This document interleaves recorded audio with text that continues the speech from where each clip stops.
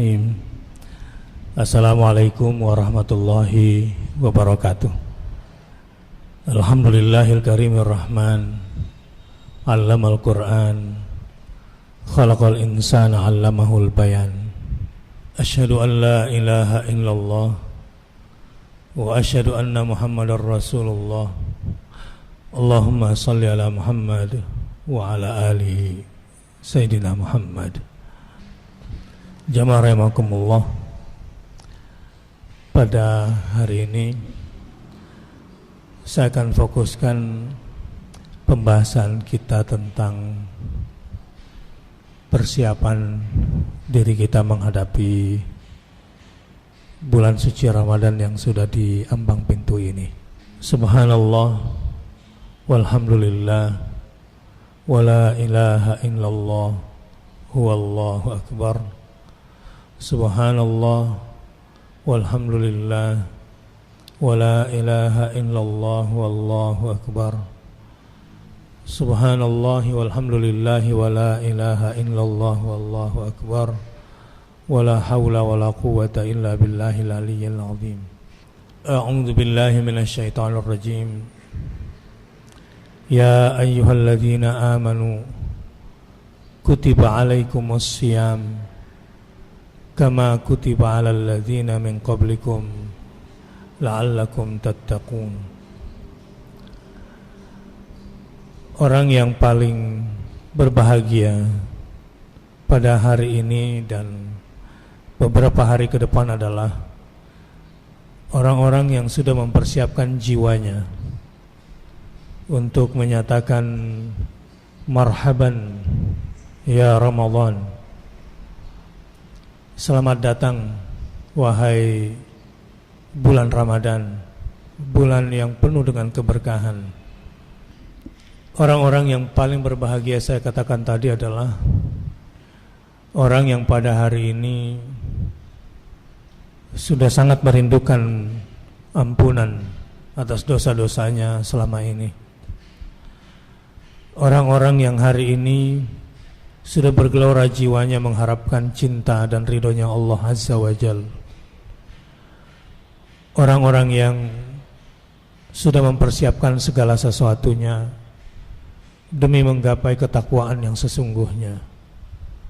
Dan pastinya dia akan mempersiapkan banyak hal untuk mendapatkan Lailatul Qadar. Inilah barangkali malam puncak, malam yang paling diidam-idamkan oleh semua hamba yang beruntung pada hari ini dan malam-malam setelah ini. A'udzu billahi minasy syaithanir rajim. Bismillahirrahmanirrahim. Inna anzalnahu fi lailatul qadr wa ma adraka ma lailatul qadr.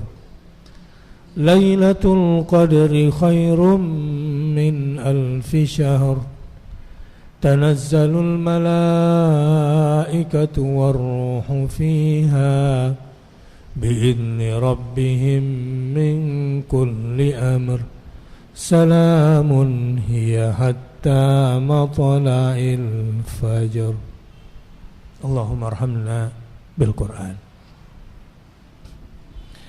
Agar kita menjadi orang yang menang, beruntung, dan mendapatkan hadiah besar dari Allah Subhanahu wa ta'ala, perlu beberapa persiapan yang harus kita perhatikan menjelang bulan suci Ramadan. Yang pertama adalah persiapan ilmu.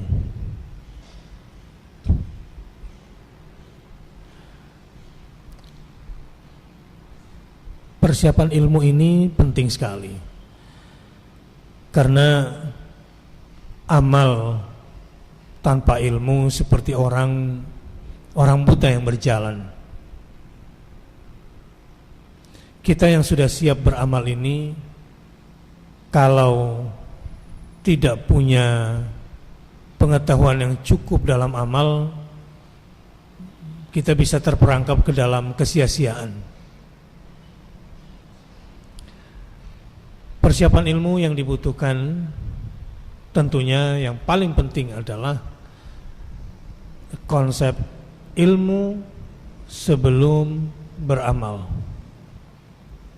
Jadi berilmu sebelum beramal.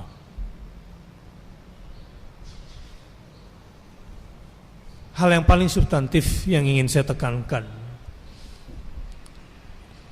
bukan barangkali pada fikihnya. Fikihnya barangkali juga perlu dibaca lagi.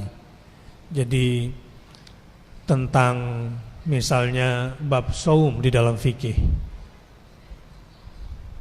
Ini perlu dibaca.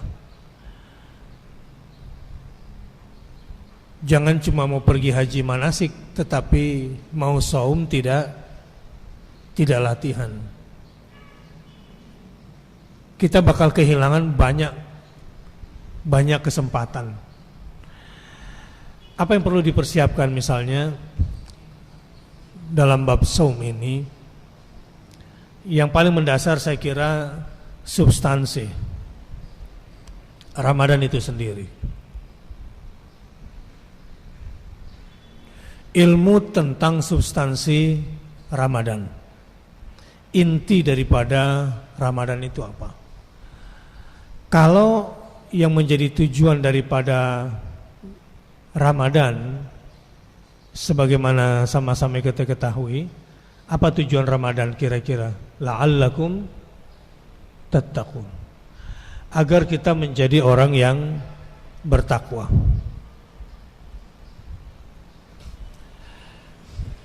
Ini yang harus kita coba definisikan dulu.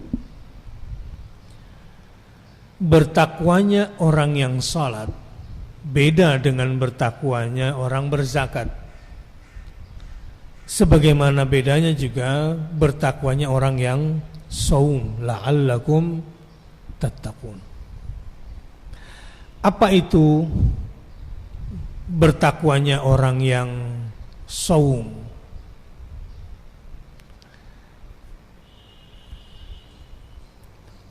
Mari kita lihat kata Ramadan dulu, baru kemudian kata saum, untuk kemudian kita kaitkan dengan takwa.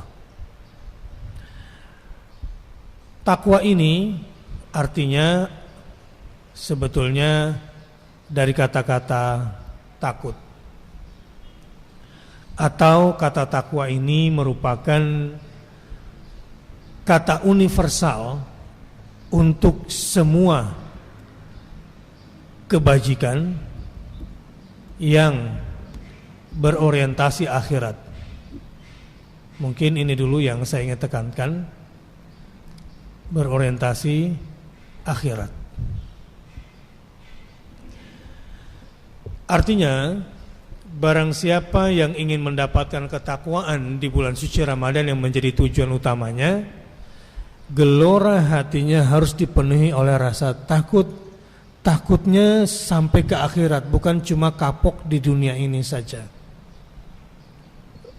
Orientasinya sampai ke akhirat, bukan urusan dunia di sini. Maka ininya orientasi akhiratnya yang ingin saya coba tekankan. Saya ingin besarkan di sini. Berorientasi akhirat. Jadi setiap kebaikan-kebaikan yang kita lakukan di bulan suci Ramadan, misalnya memberi makan orang berpuasa, ini bukan cuma sekedar kemanusiaan, bukan cuma sekedar bersosial, tetapi orientasinya harus sampai ke akhirat. Itu harus kuat. Tapi dibarengi oleh rasa khasyah, tuqan, rasa takut kepada Allah Subhanahu wa taala. Rasa takutnya yang mana? Mungkin banyak penghasilan kita yang selama ini bercampur dengan syubhat, apalagi bercampur dengan yang haram. Atau selama ini banyak harta anak yatim yang tidak kita berikan.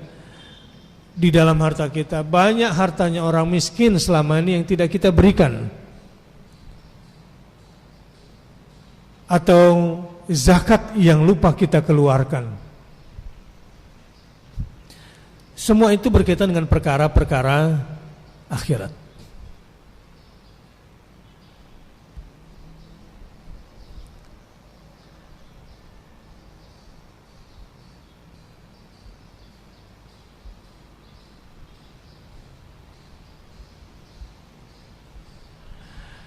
Nah, sekarang kita coba masuk kepada kata Ramadan. Ramadan itu sendiri.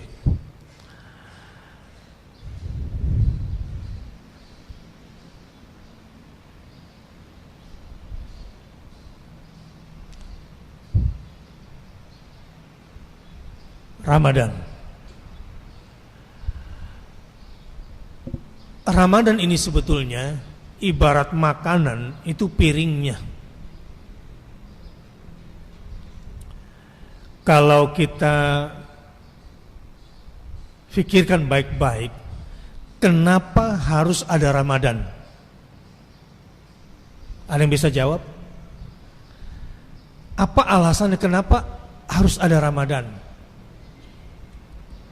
Maka jawabnya adalah karena ada Quran yang akan diturunkan, dan Quran yang akan diturunkan ini membutuhkan ruang yang suci.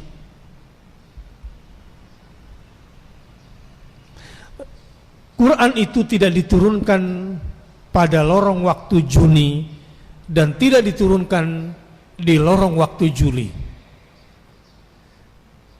Quran membutuhkan lorong waktu sucinya sendiri, yaitu Ramadan. Terus apa hubungannya Ramadan dengan Quran? Ada dua hal penting yang kita dapati di bulan suci Ramadan. Di bulan Ramadan itu ada pembakaran dosa-dosa, dan di bulan Ramadan itu ada ibadah saum. Coba lihat.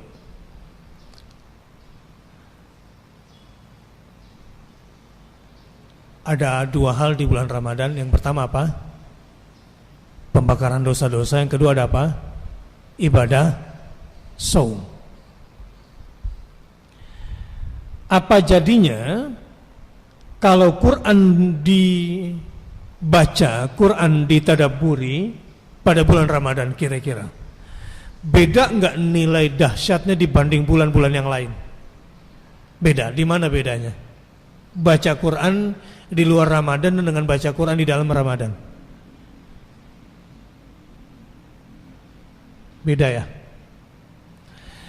Kita membaca Quran di bulan Ramadan dalam keadaan saum. Saum itu cuma siang saja atau malam juga harusnya saum? Menahan lapar dan haus serta seksual memang di siang hari, tetapi tidak bermaksiat kepada Allah juga harusnya di malam hari.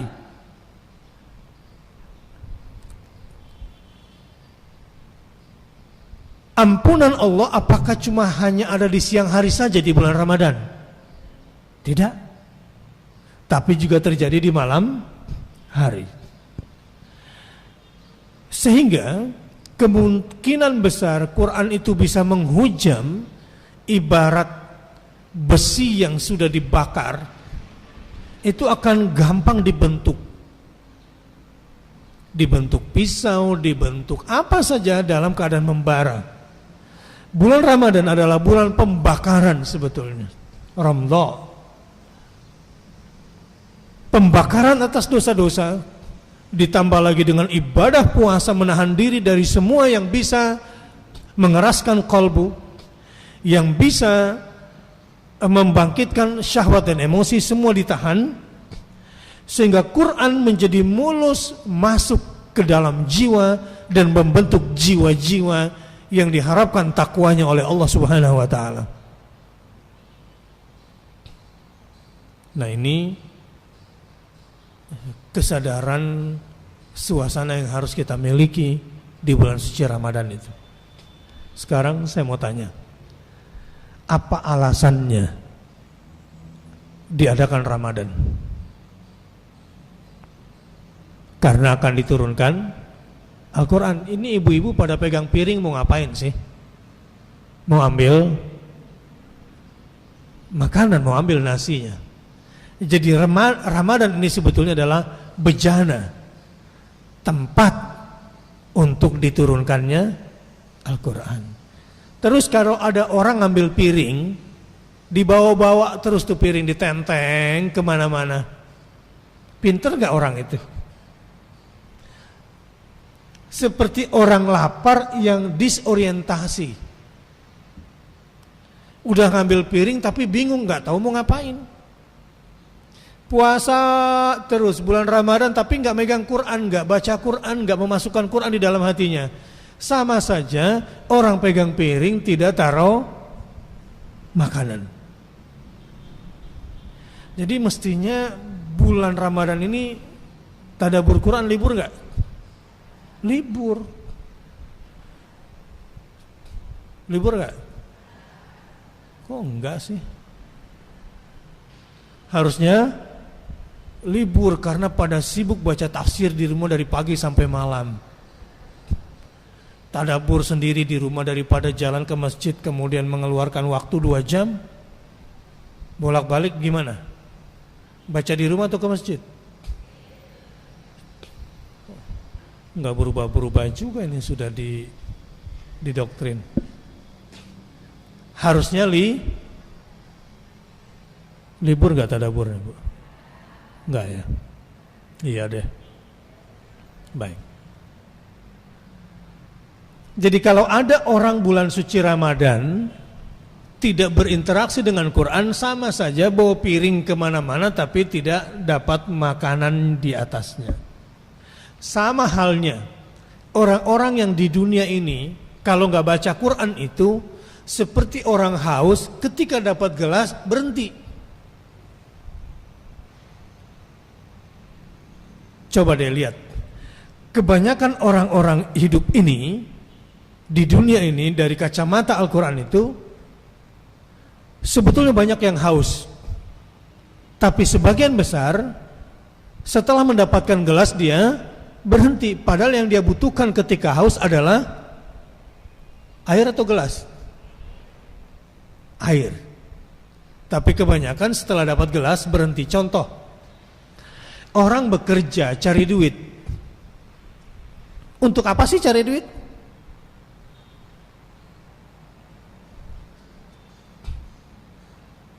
Ini orang-orang nih kerja di dunia ini cari apa?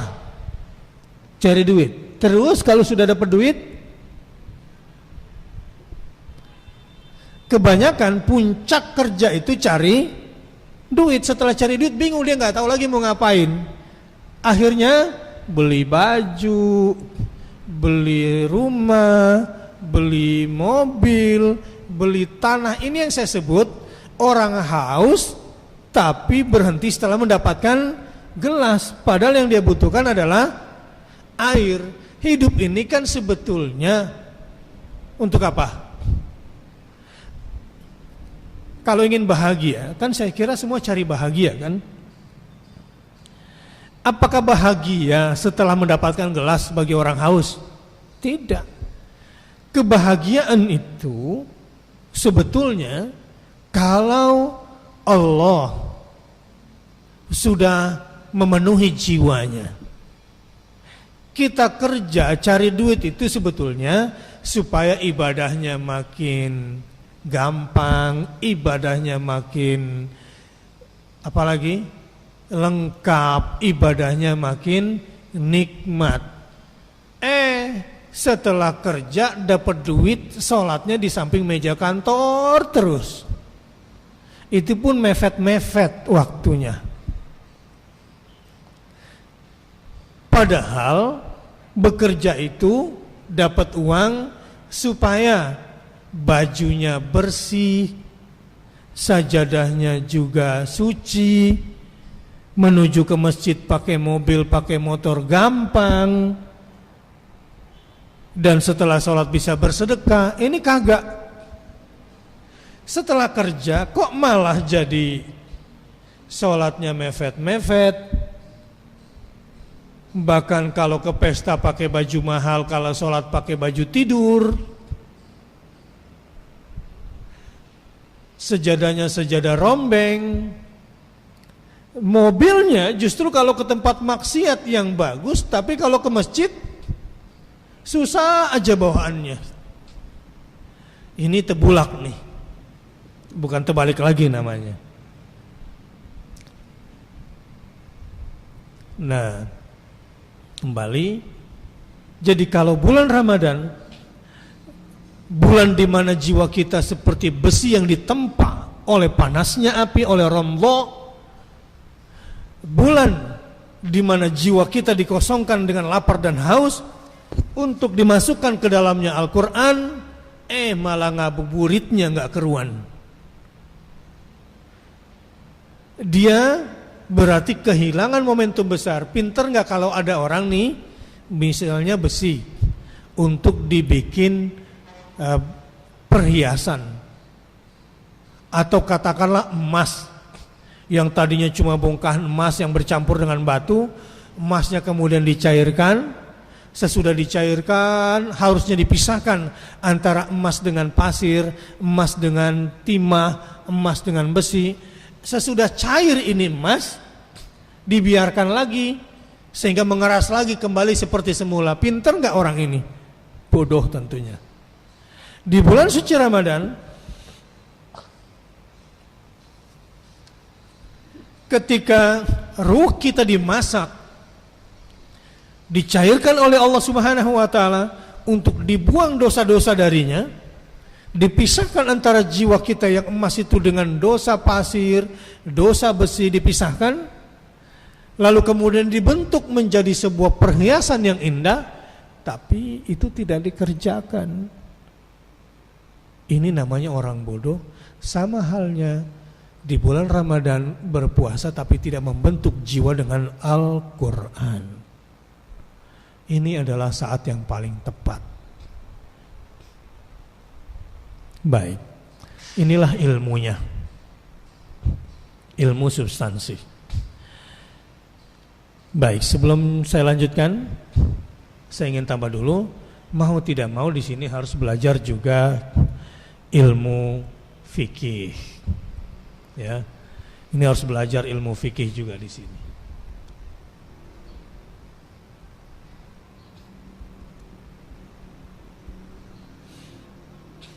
Fikih saum. Saya itu sebetulnya suka terpancing emosi di bulan Ramadan. Pertanyaannya begini, Ustadz, apa hukumnya nelen ludah?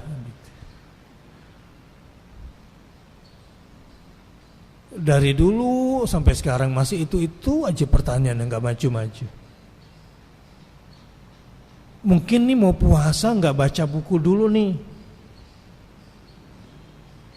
Sama, mau nikah belum baca bab nikah. Ya jangan marah kalau tiba-tiba rumah tangganya disorientasi, kacau. Lawang mau menikah modalnya cuma cinta sama kerja. Betul gak, Bu? Anak-anak muda ini kalau menikah modal nikah cuma dua, cinta sama kerja. Nggak tahu nikah itu apa, orientasinya mestinya kemana, apa itu suami, apa itu istri, dan apa itu hubungan suami istri. Maka tingkat perceraian di Indonesia saat ini meningkat 2010 hanya 10%, 2014 itu 10%, menjelang 2015 ini 14% lebih sudah perceraian. Dan penyebab terbesarnya adalah perempuan yang minta dilepas. Alasan utamanya ekonomi. Ekonomi bukan karena suami tidak punya uang, tapi suami kerja, istri kerja. Sama-sama punya uang. Cerai dan perceraian alasan adalah ekonomi. Dan perceraian terbesar, tertinggi ternyata di beberapa daerah itu adalah PNS. Karena pergaulan PNS itu memang tidak mendapatkan tempat untuk di-training bagaimana hubungan rumah tangganya. Semata-mata kerja dengan semua pergaulannya. Ini urusan Menpan sebetulnya, aparatur negara ini. Yang harus serius. Di beberapa daerah justru perceraiannya paling tinggi itu adalah PNS. Suami bekerja, istri bekerja. Kenapa ini semua? Jangan salahkan Menteri Menpan, tapi memang ketika Anda menikah, Anda belum baca bab nikah. Itulah makanya kita ini bikin program pranikah itu 3 bulan. Nah, persoalan selanjutnya adalah orang saum tapi belum baca fikih saum, nggak punya ilmunya. Orang kalau nggak punya ilmunya, makanya perolehannya di bulan Ramadan juga sedikit. Contoh,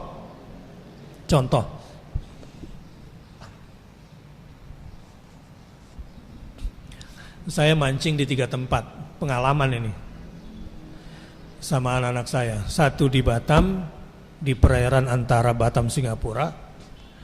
2 mancing di Kalimantan Timur, di Laut Lepas.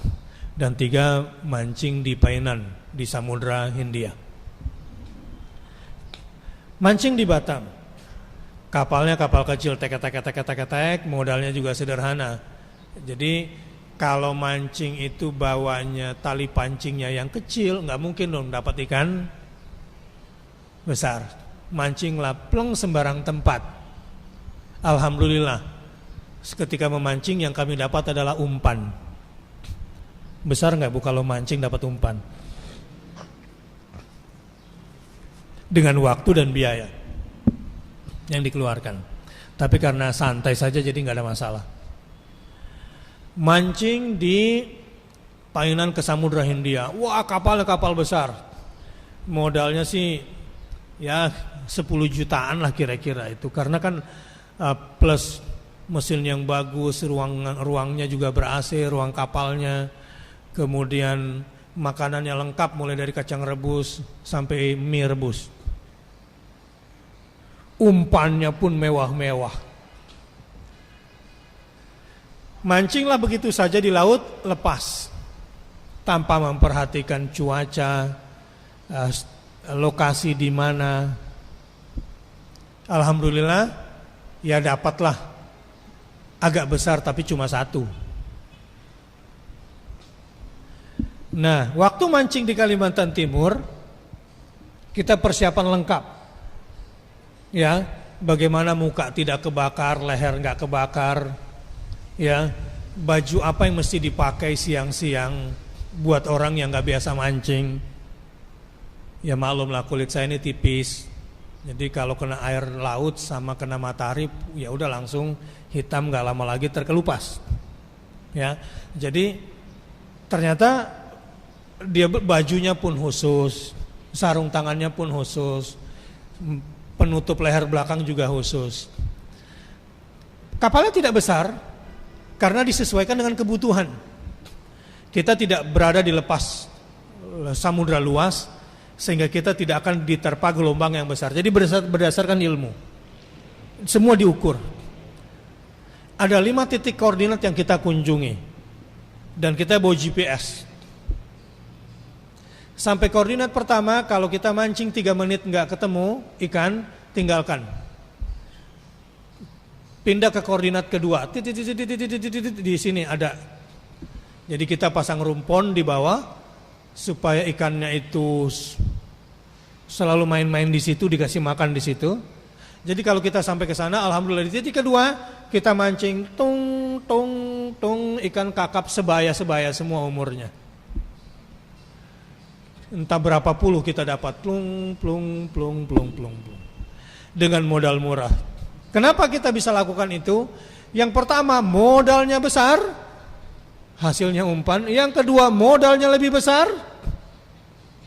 hasilnya cuma 1. Yang ketiga modalnya sesuai dengan apa yang akan kita kunjungi dan penghasilannya juga lebih besar dan lebih nikmat. Kenapa? Pakai ilmunya. Kenapa saya contohkan mancing? Sebab ilmu tentang Ramadan ini termasuk ilmu yang seperti berada di samudra lepas. Kita bisa mendapatkan apa saja di dalamnya, sesuai dengan yang kita inginkan. Kalau persiapan kapalnya besar, maka hasilnya juga besar. Kalau pancingnya, talinya juga besar, maka dapatnya ikan besar. Nah, Bapak Ibu mau yang mana nih di bulan Ramadan? Mau dapat umpan? Mau apa adanya 1 ekor? Nah, kalau ingin dapat banyak harus baca fikihnya, ilmunya itu supaya tidak salah, supaya tidak tekor. Misalnya di dalam fikih misalnya ada ilmu pembagian waktu. Malam dibagi menjadi bangun 2/3 malam, bangun setengah malam, atau bangun 1/3 malam. Kira-kira Bapak Ibu nanti di bulan Ramadan rencananya mau bangun, pilih paket yang mana?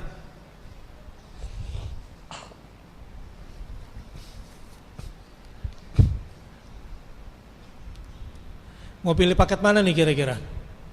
Paket 2/3 malam bangunnya, nggak tidur-tidur selama 2/3 malam, atau paket setengah malam, atau paket 1/3 malam? Ya, ada yang paketnya aku 1/3 aja udah untung Ustadz. Gitu. Boleh, berarti talinya tali kecil, sama dengan hari-hari biasa, hanya 1/3 malam. Setengah malam, ini mulai baik nih targetnya. Saya usahakan Ustadz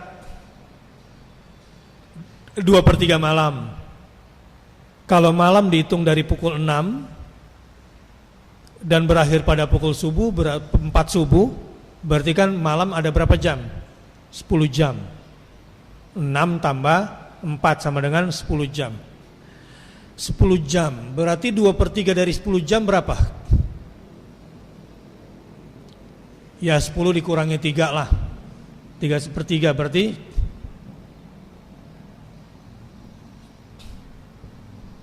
7 jam ya. 7 jam begini Ustadz. Saya biasanya dari jam 6 sampai jam 10, berapa jam itu? 4 jam. Nah, saya baru tidur jam 10. Dari jam 6 sampai jam 10 saya akan gunakan ibadah di situ. Dan saya akan tidur. Jadi sisa berapa jam lagi? Kan tadi udah diambil 4 dari 7. Sisa 3 jam lagi ya. Ini mau bangun 2/3 malam. 3 jamnya berarti kan kalau ditarik dari jam 4, berarti jam 3, jam 2, jam 1. Jam 1 bangun lagi sampai jam 4. Berarti jam 10 tidur kan? Berapa jam tidurnya? 11, 12, 1. 3 jam saja tidurnya. Sehingga jam 1 malam bisa bangun lagi sampai jam 4. Jam 4 ada waktu 1/6 saya mau tidur, meremin mata sedikit, barang 15 menit atau setengah jam menjelang azan subuh. Sehingga sholat subuh saya bisa segar, dan habis subuh saya tidak tidur sampai matahari terbit. Sholat sunnah 2 rakaat. Ini kalau udah belajar fikih nih, udah ada ilmunya. Sehingga setiap hari dia dapat pahala umroh. Dapat pahala umroh, mancingnya gede-gede itu. Malamnya 1/3 akhir malam dia banyak beristighfar sehingga banyak ampunan dosa-dosa. Ini nih bagi orang yang ingin jiwanya bersih. Lihat, kan selama ini jiwanya kotor. Kopi setetes, racun setetes, coklat tua, rada hitam pekat. Karena kemasukan cairan hitam. Di bulan suci Ramadan ya, beristighfar setiap 1/3 akhir malam, disambung air putih lagi. Waktu syuruk sholat 2 rakaat lagi, disiram lagi air putih lagi. Kira-kira bagaimana warnanya?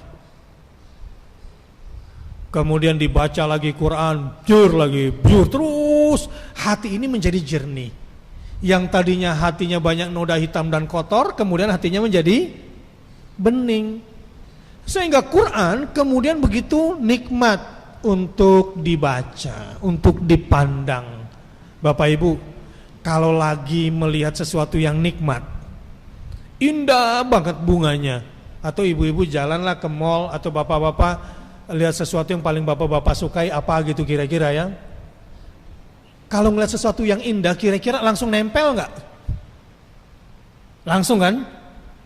Terbayang-bayang kan gitu. Kambanglah bungo. Gitu.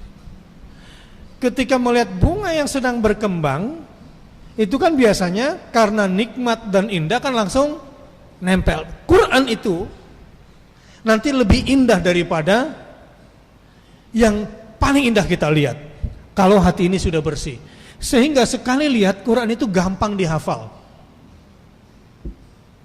Jadi banyak orang-orang yang mendapatkan keajaiban itu di bulan suci Ramadan. Ini baru ilmu membagi waktu. Tapi baru buka Quran sudah A'udzubillahi minasyaitonirrajim. Bismillahirrahmanirrahim. Quran ini bagi orang ini musibah. Sehingga dia harus banyak bersabar dalam membaca Quran. Makanya hasilnya enggak banyak.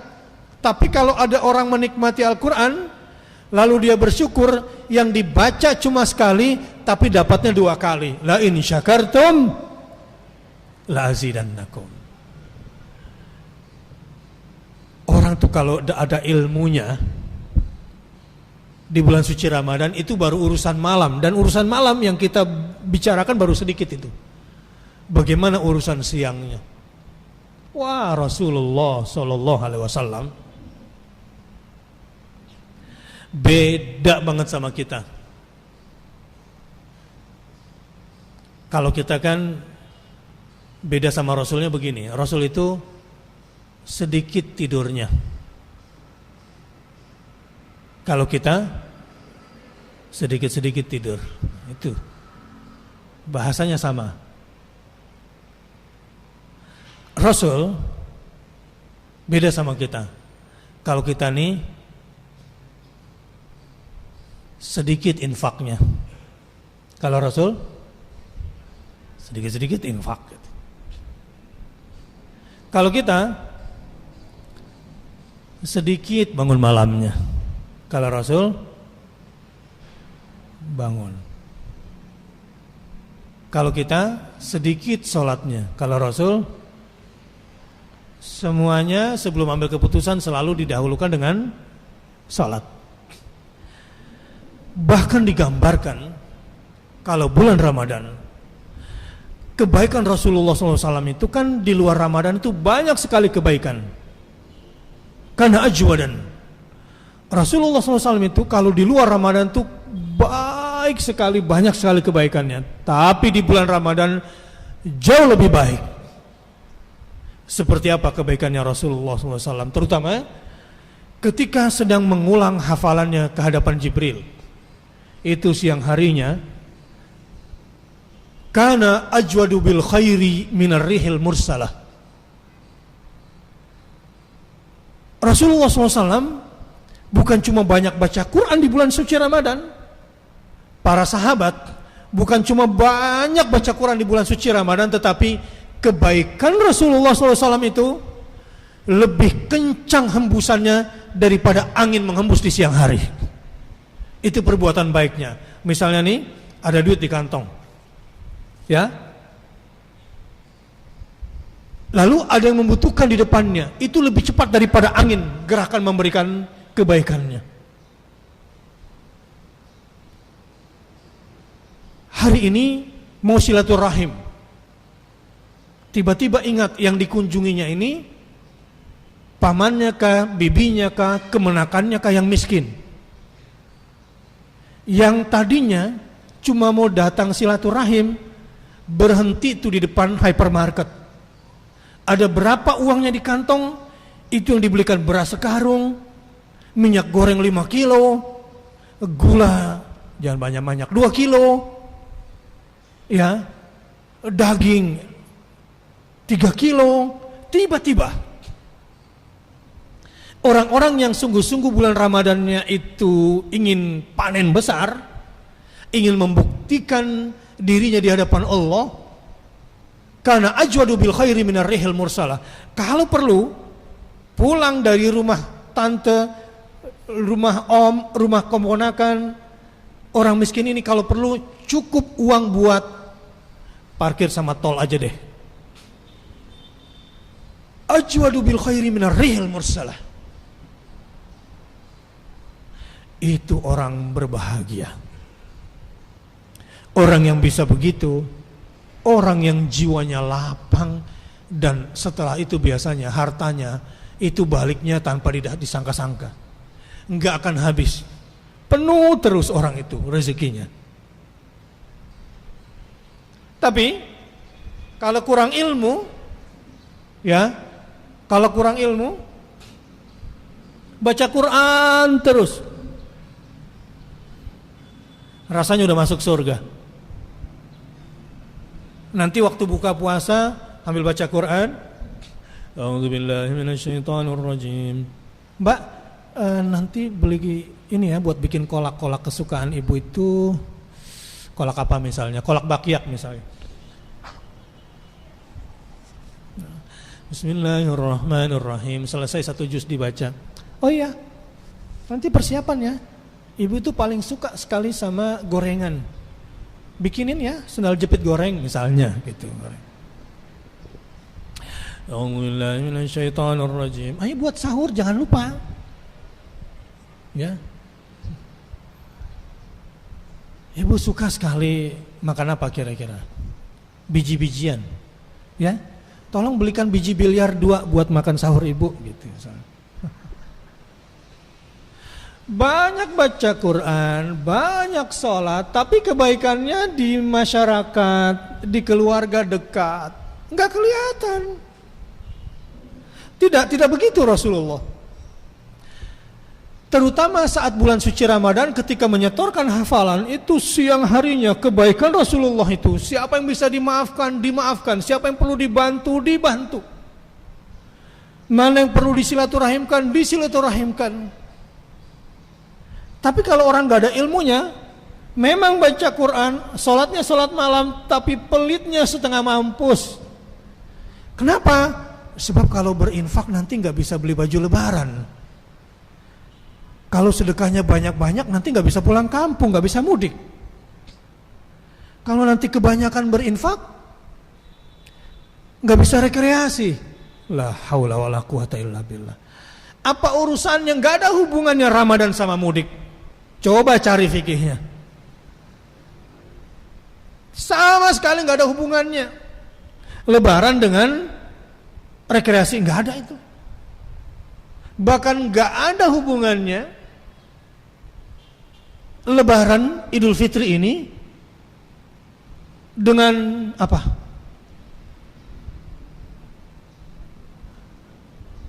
Bikin kue berpuluh-puluh toples untuk bisa dimakan berapa minggu, nggak ada hubungannya sebetulnya.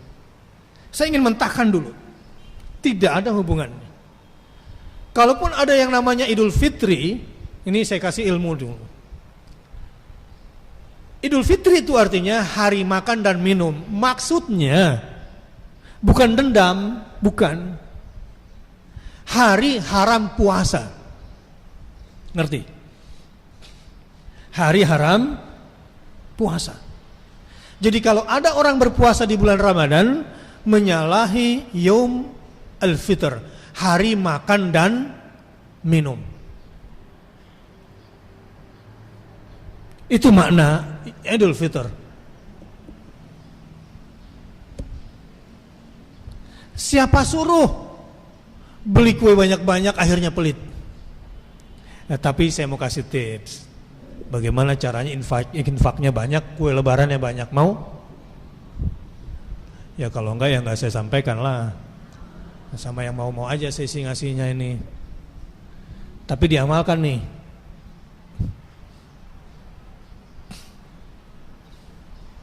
Diamalkan ilmunya. Insya Allah baju lebarannya enggak kurang. Insya Allah mudiknya akan tambah berbahagia. Tapi perlu ilmu memang. Sebelum saya kasih ilmu, yang penting tadi saya kasih ilmu dulu pembukaan. Berbuka puasa, ini banyak iklan-iklan yang sesat. Berbukalah dengan yang manis. Kalau berbukalah dengan yang manis, sebelum apa-apa saya akan sentuh istri saya dulu, karena dia yang paling manis. Tapi sayangnya nggak ada hadis yang itu. Ya nggak ada. Berbukalah dengan yang. Lihat, hadis-hadis kalau kita tadabburi, hadis-hadis tentang berbuka puasa, Rasulullah SAW itu kalau berbuka puasa dengan rutab, kurma basah. Kalau tidak ada kurma basah, Rasulullah itu berbukanya dengan tamar, kurma kering. Kalau tidak ada kurma kering, Rasulullah berbuka dengan air putih. Hadisnya itu nanti di akhirnya fa innahu tahurun. Karena rutab atau kurma atau air bersih itu membersihkan, tahurun. Nah, perhatikan. Bukan mengenyangkan. Bukan mencukupkan nutrisi. Lihat baik-baik hadisnya itu. Jadi tujuan takjil berbuka puasa apa? Tahurun, bukan kenyangun atau sehatun awalnya.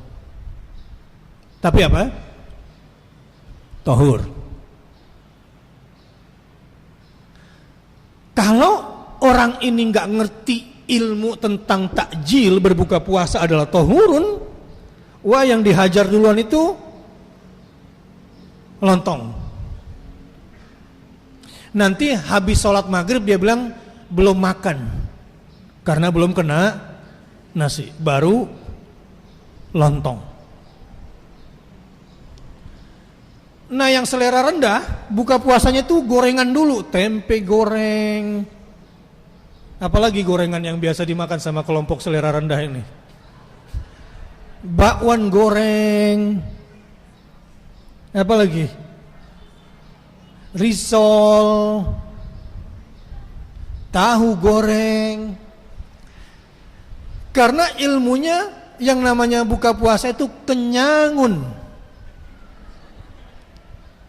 bukan tahurun. Ingat, takjil itu targetnya adalah tahur. Rasulullah SAW menyunahkan kepada kita dengan pola makan, dengan ilmu pola makan yang tahurun dulu, bersihkan dulu. Ini tujuan makan, untuk membersihkan. Berarti harus halal. Apalagi kalau memberikan makan berpuasa bagi orang lain. Orang kalau sudah punya ilmu Ramadan, mustahil enggak kasih makan tiap hari sama orang lain, rugi rasanya. Daripada puasa sendiri, makan sendiri, hasilnya juga cuma satu, mendingan selain itu kita tambah, kasih makan berbuka puasa pada orang sebanyak-banyaknya, supaya dapat pahala sebanyak-banyaknya. Dan pahala orang berpuasa itu tidak terkurangkan. Kalau perlu saya nggak punya banyak lagi uang, saya bikin program di Akal. Saya mulai dari diri saya dan keluarga saya sendiri. Program namanya Infak Menjemput Lailatul Qadar. Ini yang mau ikut syukur, nggak mau, gue nggak pikirin. Niat saya begini, kalau saya hanya cuma baca Quran sampai khatam berulang-ulang, kalau saya cuma tahajud berpanjang-panjang, tapi saya tidak bisa seperti Rasulullah SAW yang kebaikannya seperti angin menghembus di bulan Ramadan, rugi banget deh gue. Mungkin ini yang menyebabkan nggak dapat Lailatul Qadar selama ini. Masih ada kekikiran di dalam jiwa. Maka Aziz, tolong bikin program, kita buka. Dan peserta pertamanya adalah saya. Saya berniat setiap individu di rumah saya 100.000 setiap hari di bulan suci Ramadan. Kalau saya sama istri berdua, anak 3 berarti 1 hari 500.000. Waduh, yang anaknya 10 kasihan banget ini gitu. Apa begitu cara berpikirnya? Salah besar. Tidak akan pernah berkurang mana kusamalu abdin min shadaqah. Itu janji Allah, nggak akan berkurang rezekinya orang gara-gara sedekah. Utsman bin Affan itu setiap berinfak, konglomerat paling kaya di zaman Rasulullah itu 1/3 hartanya. Ibu tahu ketika dia meninggal, Utsman bin Affan berapa asetnya? Cuma 7,5 triliun saja. Setelah dihitung semua asetnya itu, yang ketika berinfak itu minimal itu 1/3 hartanya. Bahkan anjuran Rasulullah SAW, kita tuh harus iri pada 2 orang ini. La hasada illa fi itsnain. Enggak boleh iri kecuali kepada kedua orang ini. Rajulun atahu Allahul Quran thumma yatluhu ana al-laili wa atrafan nahar. Kita harus ngiri sama orang yang dimampukan bisa baca Quran, lalu membacanya di pertengahan malam dan di pertengahan siang, sampai tetangganya pun ngiri. Seandainya saya bisa seperti dia, maka saya akan berbuat seperti dia. Sampai segitunya. Wa rajulun, dan seseorang atahu Allahu malan, diberikan harta, yuhlikuhu bil haq, dia binasakan harta itu di jalan kebenaran. Coba bahasanya. Dalam satu riwayat yunfiquhu, dan dalam riwayat lain di hadisnya yuhlikuhu, dia binasakan hartanya. Jadi infaknya itu menurut orang yang lihat, ini orang bunuh diri ini dengan hartanya ini. Kira-kira begitu. Yuhlikuhu, dia binasakan dirinya dan hartanya di jalan kebenaran. Apa ada orang binasa di jalan kebenaran? Tidak, matinya saja nggak masuk kuburan orang mati fisabilillah. Orang-orang yang matinya dalam jihad fisabilillah nggak mampir ke kuburan, ruhnya. Badan memang harus masuk kuburan, tapi ruhnya nggak mampir di kuburan, langsung bertengger di taman surga. Orang yang cari mati di jalan Allah Subhanahu wa taala. Rasulullah SAW terkesan, dan para sahabat terkesan seperti orang yang menghancurkan dirinya, membinasakan dirinya dengan cara sedekahnya itu. 1/3, setengah, ya, yang 1/3 misalnya Utsman, yang setengah adalah Umar, yang 100% siapa? Abu Bakar. Bunuh diri gak itu namanya? Bunuh diri dalam kebenaran, karena mereka menginginkan balasan surga di akhirat kelak. Jadi kalau saya bilang cuma 500.000 per hari, 30 hari berarti cuma 15 juta, ringanlah itu. Pasti Allah balas. Kalaupun nanti nggak dapat duit, ya sudah, saya pakai tenaga deh, yang nilainya minimal 500.000. Membagi-bagikan takjil di jalan raya juga itu tenaganya juga bisa keluar. Masakin orang yang sedang berjalan di jalan Allah, itu kalau saya masakin orang, biasanya pada hari biasa saya dibayar sekian 1 hari. Ya, bersedekah dengan waktu, bersedekah dengan ilmu, pokoknya ajwadu bil khairi minar rihil mursalah. Nah, saya ingin mengajak jamaah di sini, bagi yang mau saja, siapa yang ingin membinasakan dirinya dalam kebenaran, dan yakinlah tidak akan pernah kerugian. Selama kebaikan bisa kita lakukan di bulan suci Ramadan seperti Rasulullah, maka lakukanlah.